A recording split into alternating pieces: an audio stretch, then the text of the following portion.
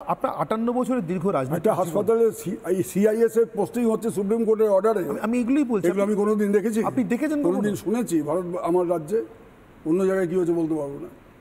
আমি এখানে একটা কথা আপনাকে জিজ্ঞাসা করব। অভিষেক বন্দ্যোপাধ্যায় সেদিনকে রাত্রে একটা টুইট করেন, তাতে তিনি বলেন প্রশাসনের একেবারে শীর্ষস্তরে অদল বদল ছাড়া এটা হওয়া সম্ভব না। তারপর থেকে আরও কিছু টুইট এবং পোস্টের বন্যা যে সেনাপতিকে সামনে চাই। তৃণমূলের অন্দরে কি মমতা বন্দ্যোপাধ্যায়ের প্রশাসনের শীর্ষে থাকা নিয়ে কোনো সংশয় তৈরি হয়েছে বলে আপনার মনে হয়? দেখুন, আমি কোনো দলীয় পদে নেই, সাংগঠনিক কোনো পদে আমি নেই। আমি একজন সাংসদ। আমার মূল দায়িত্ব হচ্ছে ভারতবর্ষের আপার হাউসে দল যেভাবে নির্দেশ দেবে সেভাবে আমাকে পারফর্ম করতে হবে। এবং জাগো বাংলার একটা অস্থায়ী সম্পাদক হিসাবে আমি কিছুই দেখি না। সেটা একটা team of very good journalist, তারা খুব ভালো সাংবাদিক, তারা পেপারটা চালায়। আমার নামটা ধরো ব্যবহার করা হচ্ছে, দল বলেছে তোমার নামটা আমার থাকবে, যেহেতু যিনি ছিলেন তিনি এখন জেলবন্দি। তো আমাকেও জেলবন্দি হয়ে যেতে হতো হয়তো, কারণ যারা সম্পাদক হয় তারা জেলটাই বোধহয় ভবিষ্যৎ। ছেড়ে দেবেন নাকি? হ্যাঁ, না আমি তো ওকে জল যেদিন বলবে দল ভাই ছেড়ে দাও, আমি ছেড়ে দেবো না। আজকে বললে আজকেই ছেড়ে দেবো। কোনো বার্তা পড়তে পারছেন আপনি? না, আমি কোনো ছেড়ে দেওয়াই ভালো। না না, সেটা না। আমি কেন শুধু তাহলে ওটা নিয়ে একটা কন্ট্রোভার্সি হবে। আমাকে দল যা নির্দেশ দেবে আমি তাই করবো। আমি আপনাকে আপনার একটা আমার দলের মধ্যে কোনো রকম বিশৃঙ্খলা আছে বা মন কষাকষি আছে, তবে হ্যাঁ, রাজনৈতিক মতপার্থক্য তো সব দলে কম বেশি থাকে। এই ঘটনাকে যেভাবে ডিল করা হয়েছে তাতে আপনার দলে মতপার্থক্য আছে বলে মনে হয়? না, থাকতে পারে। কারণ আমাদের national general secretary Abhishek Bandyopadhyay অত্যন্ত বুদ্ধিমান, অত্যন্ত সক্রিয়, এবং সে একেবারে সবসময় যে কর্মসূচিগুলো গ্রহণ করে সেটা কিন্তু মানুষকে নিয়ে, বিশেষ করে যুব সম্প্রদায়কে নিয়ে। উনি খোলাখুলি চিকিৎসকদের সমর্থন তার জনগর্জন, এই আন্দোলনকে সমর্থন, তার জনগর্জন সভা, তার বিভিন্ন ওই জনজোয়ার যাত্রা, আমি যা দেখেছি যে পরিশ্রম উনি করেন রোদে বৃষ্টিতে। এবং ভারতবর্ষে এখনো পর্যন্ত পদযাত্রা যারা করেছেন বা জনজোয়ার যাত্রা যারা করেছেন, রাহুল গান্ধী করেছেন, আরও কেউ কেউ করেছেন, ওই চন্দ্রশেখর রাও করেছেন এবং অভিষেক বন্দ্যোপাধ্যায় করেছেন, সবচেয়ে বেশি সময় এবং সবচেয়ে বেশি এলাকা পরিভ্রমণ করেছেন উনি জনসংযোগ তৈরি করার জন্য। এবং আমরা যে 29টা আসন পেয়েছি, এটা এমনি গেলাম বাগবাজারে রসগোল্লা কিনতে, দোকানে পয়সা দিলাম, রসগোল্লা পেয়ে গেলাম, ব্যাপারটা তো তা না। মানুষের সমর্থন পেতে গেলে প্রচুর কঠোর পরিশ্রম করতে হয়। সেই অভিষেক বন্দ্যোপাধ্যায় এরকম একজন অত্যন্ত পরিশ্রমী, অত্যন্ত দক্ষ এবং পার্লামেন্টারিয়ান হিসেবে ও যখন বক্তব্য রাখে সমস্ত পার্লামেন্ট লোকসভা মন দিয়ে শোনে, এত সুন্দর বলে। তিনি যখন বলছেন প্রশাসনের শীর্ষস্তরে রদবদল প্রয়োজন, আমি তার মন্তব্য নিয়ে কোনো পাল্টা মন্তব্য করব না, কারণ তিনি ন্যাশনাল জেনারেল সেক্রেটারি। তিনি তার পদে থেকে তিনি কোনটা বললে সঠিক হবে না হবে সেটা তিনি বিচারক, আমি তার মন্তব্যের বিচারক নই। আমি আমার মন্তব্য নিয়ে আমি তোমার প্রশ্নের উত্তর দিতে পারি, অন্যের নয়। আর আপনি কি সেটাকে সমর্থন করেন? না, আমার সমর্থন করা না করার উপর অভিষেক বন্দ্যোপাধ্যায় কিছু নির্ভর করে না, কারণ তিনি সমস্ত দলের একটা এত বড় দল, তার জাতীয় সম্পাদক। আমি সেখানে কোনো সাংগঠনিক পদে নেই, আমি একটা সামান্য সদস্য মাত্র। ধরুন সূর্য উঠুক, এতে এই সমর্থনে তো সত্যিই সূর্যের কিছু এসে যায় না আপনার আমার এই সমর্থনে, কিন্তু সূর্য একদিন না উঠলে আমাদের কষ্ট হয়। সেই জায়গা থেকে সূর্যকে কেউ নেভাতে পারে না, সূর্য উঠবেই। অন্ধকার যেমন থাকে বলে না, অভিষেক নেতা হবে এরপর। যত রাত্রি গভীর হয়, অন্ধকার যত বেশি তমসাচ্ছন্ন হয় মানুষ মানে প্রকৃতি, ততই ভোরের আলোটা ফুটে ওঠার সম্ভাবনাটা এগিয়ে আসে। আমি আপনাকে আপনারই একটা টুইট, অভিষেকের প্রশ্নে তুমি এটা বলে পরবর্তী কী হবে না হবে, আমি তো জ্যোতিষী নই, ঠিক, কিন্তু আমি আমার অভিজ্ঞতা 58 বছর অভিজ্ঞতা থেকে বলতে পারি, যে কোনো রাজনৈতিক দল বা মানুষের সংগঠন, মানুষকে নিয়ে যে সংগঠন, সে ধরনের সংগঠনে যদি তুমি নতুন রক্ত, তরুণ বাহিনীকে, তরুণ সম্প্রদায়কে, যুব সম্প্রদায়কে তুমি যদি গুরুত্ব না দাও, তোমার এখানে যদি একজন বৃদ্ধ মানুষ বসে আমার সঙ্গে কথোপকথন করতেন, সেটা কতখানি শ্রোতাদের কাছে গ্রহণযোগ্য হতো আমি জানি না। মানে একটা বৃদ্ধকে সহ্য করছেন তারা, তার পাশে তোমার মতো একজন খুব উজ্জ্বল ব্যক্তিত্ব বসে আছেন, বয়স কম, সুদর্শন, সুশিক্ষিত, মতো ব্যাকগ্রাউন্ড যারা জানে যে অরবিন্দের ওপর তুমি হচ্ছে প্রচণ্ড অরবিন্দ ভক্ত, বা বলা যেতে পারে তুমি বুদ্ধদেবের প্রচণ্ড সাধক। তো এরকম একজন মানুষকে যখন দেখছে তারা, তখন আমার মধ্যে যেটুকু খামতি ওরা দেখছেন, তোমাকে দেখে সেটা ভুলে যাচ্ছে না। সেই জন্য একটা রাজনৈতিক দল বা কোনো গণসংগঠনে সবসময় নতুন রক্ত আনতে হয়, নিউ ব্লাড ফেজ। আমার দলে করা হয়েছে, ওকে দায়িত্ব দেওয়া হয়েছে ন্যাশনাল জেনারেল সেক্রেটারি। তো রাহুল গান্ধী আছে কংগ্রেস, এটা তো পরবর্তীকালে সোনিয়া গান্ধী, যে অভিষেককে কি আরও বড় দায়িত্ব দেওয়া প্রয়োজন? না, একটা না একটা সময় তো আসবেই যখন এরাই দলের দায়িত্ব নেবে। আজকে আমরা যারা আজকে তোমার স্টুডিওতে বসে কথা বলছি, একদিন তো আমরা পৃথিবী থেকে বিদায় নেব, তখন তো অন্য দল আসবেই। প্রকৃতির স্বাভাবিক নিয়মেই আসবে। আমি আপনার একটা পোস্ট আপনাকে দেখাচ্ছি, রিসেন্ট টাইমসে করা। একটা ঝড় ঝঞ্ঝার কথা বলে আপনি মমতা বন্দ্যোপাধ্যায়ের ছবি দিয়ে, না এই পোস্টটা নয়, আমি আমার রিপাবলিকের পিসিআরকে বলবো যে এটা নয়, আমি যে পোস্টটার কথা বলছি সেটা মমতা বন্দ্যোপাধ্যায়ের, এটা জোসেফ স্টোরি। এক্স্যাক্টলি, ওটা আমি দেখাচ্ছি আপনাকে। এই আপনি লিখেছিলেন ঝড় যে তোমার জয়ের ধ্বজা, তাই কি জানি। তার কারণটা কি? এটা ঘটনা, এটা এপ্রিল 1, 2024। তার কারণটা কি? সেদিন তার আগের দিন উত্তরবঙ্গে এটা ঘটলো, সেই প্রাকৃতিক দুর্যোগ। উনি সমস্ত কর্মসূচিকে বাতিল করে দিয়ে সেখানে ছুটে গিয়ে তার লোকদেরকে যে উদ্ধার কাজ চলছে নিজে মনিটরিং করা, যাতে রিলিফ পেতে পারে ওরা, খাবার দাবার পানীয় জলের অসুবিধা হয় না, শিশুদের দুধের অসুবিধা হয় না, এটা নিশ্চিত করার জন্য নিজে ছুটে গেলেন। কজন মুখ্যমন্ত্রী যাই গো?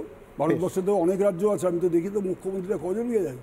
এই যে ঝড় উঠেছে, এটা মমতা বন্দ্যোপাধ্যায় জয় না পরাজয়ের ইঙ্গিত? মমতা এটা আজকে করছেন তা না, উনি কিন্তু বরাবর এটা করেন, মানলাম, কিন্তু এই যে ঝড় উঠেছে এটা তার পরাজয় না জয়ের ইঙ্গিত? না, এই ঝড় গণতান্ত্রিক পথে যেভাবে মানুষ নিজেরাই নিয়ন্ত্রিত করছে, এই ঝড়টা একদিন থেমে যাবে। এটা তো একটা অনাদি অনন্তকাল ধরে চলবে না। সুপ্রিম কোর্ট হস্তক্ষেপ করেছে, মানুষকে বিশ্বাস রাখতে হবে সুপ্রিম কোর্টের উপরে।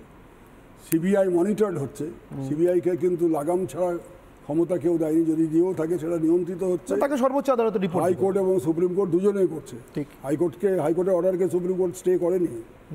সাময়িকভাবে সুপ্রিম কোর্ট কালকে একটা রিপোর্ট চেয়ে আছে, স্ট্যাটাস রিপোর্ট, কতদূর এগোলো তদন্ত। রাজ্যকেও রিপোর্ট চেয়েছে যে তোমরা কি করছিলে ইত্যাদি, প্রথম দিকে যেহেতু ওরা তদন্ত করে তোমরাও দাও। এরপর দাঁড়িপাল্লায় রেখে তারা বুঝবে কোনটা ঠিক কোনটা বেঠিক, তারপর সুপ্রিম কোর্ট যেটা ভালো মনে করবেন তারা দেবেন। আমি আপনাকে আপনার একটা লাস্ট কথা তোমাকে বলুন। লাস্ট বলবেন না? না, এইটা আচ্ছা, সময় আছে? একটু আছে। আচ্ছা, আমি 1 মিনিট একটা ভুলে যাবো পরে, হয়তো বয়স হচ্ছে তো অনেক সময় বিস্মরণটা বেশি হচ্ছে জাগরণের চাইতে। সেটা হচ্ছে যে তোমার একটা লিগ্যাল ম্যাক্সিম আছে, ওইটা এখন সবাই জানে, বহু প্রচলিত। Justice is not only to be done, justice is not only to be done, it is also to be seen to be done. দেখা যায় যেটা অর্থাৎ বিচার শুধু করলে হবে না, তুমি সুবিচার করছো এটা যেন মানুষ দেখতে পায়, বুঝতে পারে। তো ভারতবর্ষের সর্বোচ্চ আদালত যখন আছে এবং কোটি কোটি মানুষের নজরে আছে যে এটা বিচার হচ্ছে কিনা, সেটুকু বুঝবার মতো ক্ষমতা ভারতবর্ষের মানুষের আছে, তারা বুঝবেন। এবং আমি একজন আইনজীবী হিসেবে শুধু নয়, একজন সাংসদ হিসেবে আমি ডিউটি বাউন্ড বিচার ব্যবস্থার প্রতি আস্থা রাখা, শ্রদ্ধা জানানো, এবং আমি আশা করব, প্রত্যাশাও আছে আমার, ভীষণ প্রত্যাশা, সবার মতো আমারও প্রত্যাশা, যে নিশ্চিতভাবে সুবিচার যেন করে সুপ্রিম কোর্ট বা হাইকোর্ট, হোয়াট এভার আমাদের যে সিস্টেম আছে, আইদার হাইকোর্ট আর সুপ্রিম কোর্ট যারা এই বিষয়টি দেখছেন, তারা এই ধরনের দুটো একটা দীর্ঘমেয়াদী ব্যবস্থার কথা বলেছেন, for the first time in the history of independent India, যেটা মোস্ট ওয়েলকাম, এটা একটা ঐতিহাসিক রায় সুপ্রিম কোর্টের। আর স্বল্পমেয়াদী কিছু ব্যবস্থা নেওয়ার জন্য উনি কিছু রিপোর্ট চেয়ে পাঠিয়েছেন। সেই রিপোর্টগুলো দেখার পরে সর্বোচ্চ আদালত উপযুক্ত বিচার করবেন বলে আমার ধারণা। এবং আর একটা জিনিস আমি বলতে চাই তার সঙ্গে, যেখানেই মামলা হোক না কেন, অপরাধীদের একজন হোক বা একাধিক হোক, আমার নিজের ধারণা একাধিক লোক জড়িত, হ্যাঁ, প্রত্যক্ষভাবে অংশগ্রহণ না করে থাকলেও প্রত্যক্ষ পরোক্ষ যেভাবে করে থাকুক না কেন, ষড়যন্ত্রে যারা লিপ্ত থাকবে তাদের প্রত্যেককেই সর্বোচ্চ দণ্ড দিতে হবে আমাদের ন্যায় সংহিতাতে যা বলা আছে। এবং তারিখ পে তারিখ করা যাবে না। ঠিক, আমি তারিখ পে তারিখ, আমি 13 বছর ধরে নেতার মামলা চলছে, এরকম জানো না। এটা এই মুহূর্তে সাধারণ মানুষের দাবি। আমি সেই কারণে আপনাকে একটা শেষ প্রশ্ন করে আমি আজকের মতো শেষ করবো। সেটা হচ্ছে যে গুজরাটের ছাত্রদের নবনির্মাণ আন্দোলন 74 সালে শুরু হয়েছিল, একটা হোস্টেলের ফি বাড়ানো হয়েছিল আর খাবারের দাম, সেটা যে চিমনভাই প্যাটেলের সরকারটা ফেলে দেবে, সেটা চলে গেল ভ্রষ্টাচার হাঁটা, এবং সেটা হয়ে গেল ভ্রষ্টাচার বিরোধী আন্দোলন। তাতে একটা মুখ্যমন্ত্রীকে পদত্যাগ করতে গেলে 100 জন মারা গেল, তারপর বিহার, এবং অধিকাংশ আজকে প্রধানমন্ত্রী সেই ছাত্র আন্দোলনের প্রোডাক্ট, পলিটিক্যাল প্রোডাক্ট আমরা বলতে পারি, নবনির্মাণ আন্দোলনের নরেন্দ্র মোদী। আপনার কি মনে হয় অভয়ার যে আন্দোলন শুরু হয়েছে, আমি আপনার রাজনৈতিক প্রজ্ঞাকে জিজ্ঞাসা করছি, তৃণমূল সাংসদ সুখেন্দু শেখর রায়কে নয়, কিন্তু আপাতত এটা এখানে থামবে না? আমাকে সাংসদের জিজ্ঞেস করলে আমি একই উত্তর দেবো, কখনোই থামবে না। যখনই যেখানে যেখানে এই ধরনের ঘটনা ঘটবে, এরকম দাবানল সৃষ্টি হবে। মহারাষ্ট্রে হয়েছে, কালকে মহারাষ্ট্রে হয়েছে, কত বড় পশু দুটো কিন্ডারগার্টেনের বাচ্চাকে যৌন হেনস্থা করেছে, অত্যাচার করেছে পুনেতে, নাসিকে, সেখানে গোটা মহারাষ্ট্রে, বম্বে শহর পর্যন্ত বন্ধ হয়ে গেছিলো, লিখছে না তারা, কারণ রং মেসেজ যাবে ওয়ার্ল্ড কমিউনিটির কাছে যে কমার্শিয়াল ক্যাপিটাল অফ ইন্ডিয়া, সমস্ত দালাল স্ট্রিট। আপাতত আপনি যখন আমার সঙ্গে কথা শুরু করেছেন সেই সময় আমরা একটা পোল ক্যাম্পেইন শুরু করেছিলাম, মানুষের কাছে মতামত চেয়েছিলাম। আপনিও দেখে নিতে পারেন, আপনি এই মতে যাবেন কিনা সেটা আপনার বিষয়, কিন্তু ফেসবুকে আমি প্রশ্ন রেখেছিলাম শুভেন্দু শেখর রায় কি আর তৃণমূলে থাকা উচিত। তাতে হ্যাঁ বলছেন 16%, না বলছেন 84%। এটা ফেসবুকের দর্শকদের রায়। এবার ইউটিউবের দর্শকদের রায় আপনাকে দেখাবো। মাত্র আধ ঘন্টা সময় পেয়েছি আমরা এই ইন্টারভিউ শুরু করার পরে, এর মধ্যে 16,000 মানুষ রায় জানাতে পেরেছেন। এটা আরও বাড়বে। তার মধ্যে পার্সেন্টেজ এখন এইরকম, না মনে করছেন মানে আপনার থাকা উচিত নয় মনে করছেন 88%, হ্যাঁ মনে করছেন 12%। এটার পরিপ্রেক্ষিতে শেষ কোনো কমেন্ট? একটাই কথা যে গণতন্ত্রে মেজরিটি মাস্ট বি গ্রান্টেড। এর থেকে কোনো ইঙ্গিত মতামত 88% যখন দিয়েছেন, 16,000ই হোক আর 8,000ই হোক আর 16 লক্ষই হোক, মেজরিটি বলছে যে থাকা উচিত নয়। কিন্তু আমি এই মুহূর্তে এখনই কোনো ফুল স্টপ এখানে আনতে চাই না। এখানে হাইফেন থাকবে, ড্যাশ থাকবে, আমাকে ভাববার সময় দিতে হবে, আমাকে পরিস্থিতির উপর নজর রাখতে হবে। বিচার ব্যবস্থা যখন ব্যাপারটা গ্রহণ করেছে, কোন দিকে যাচ্ছে, এটা কার্পেটের তলায় যাচ্ছে না প্রকৃত দোষীরা শাস্তি পাবে, এই পুরো ব্যাপারটা দেখে নিয়ে তবে তো আমি, এমন তো নয় I am not an Amul fed baby, এমন নয় I am child of the other day.